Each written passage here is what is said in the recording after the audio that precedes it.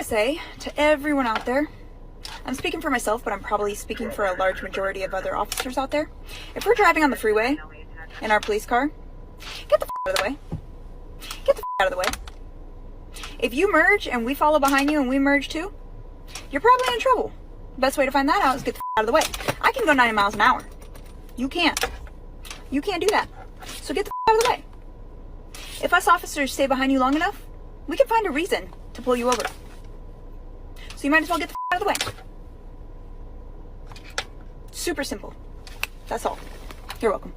I gotta say, I appreciate this public service announcement, which amounts to a the more you know moment brought to us by a gang, and we're all wearing the wrong colors in the wrong neighborhood, by the way. But thanks for telling me to move over. I will continue to do that. Believe me when I say that day to day, I make it a point to avoid interactions with police. My spidey senses start to tingle when a cruiser is near me. My black spidey senses, if you will. Shout out to Miles Morales. Now let's just skim over the fact that Federal Way Police Department officer Brianna Strauss admitted to essentially looking for reasons to pull someone over. And the glaring hole in what she said about if we merge and the police merge too, then we're probably in trouble, because what if we're simply trying to get out of the way like you asked? And while I am far from a journalist, being a content creator for the Young Turks, I should take it upon myself to not only provide perspective, but to ask the tough questions. You viewers deserve it. So when Officer Strauss said, if us officers stay behind you long enough, we can find a reason to pull you over, I was wondering,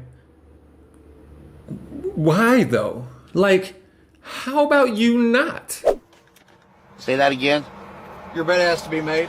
By law. Hey, sir, go ahead and take your book back. Say that again. Take your book back. I'll provide you with the information on it. Don't worry. And you're gonna write me up on that too, ain't you? I need your registration. You took my book with you. Okay, is your insurance card new as well? Yes, sir. Okay. You got it all with you. Oh my God. Yo, when I first saw this video, I was thinking that like the bed maybe it was some type of Southern slang for like the bed in the trunk. You know what I'm saying? Like maybe he's hauling something, and maybe, he's got the flap open, or, maybe something's going to fall out of the truck and the cop's just looking out. And I kept watching. No. Literally, your bed in the back of the car must be made. And if my bed's not made, which my bed's not made, you gonna write me up for that, officer? You gonna give me your stuff? Yes, sir, I'm working on it. Yes, sir, I'm working on it right now. Hold on a minute. I guess it's some type of fire hazard because, while you're driving, you could also somehow be in the bed, because, those two things first and foremost aren't possible. But, just in case, or perhaps it may be that if the bed isn't made, the pillows and the covers could tumble and fall and then block the windshield, and then you would, like skirt and then like crash and then cause like a huge just highway buildup, or maybe the sheets could spontaneously combust.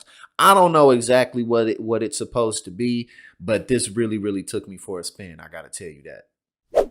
Now, I'll be one to tell you, you know what I'm saying? Like, I joke all the time. I'm a very light-skinned black man. Very light-skinned. I'm biracial, but, I'm black and white. Very light-skinned. But, that being said, I don't talk back to cops because I'm also 6'6" and 220 pounds and very athletic. So, I'm not trying to get beat up.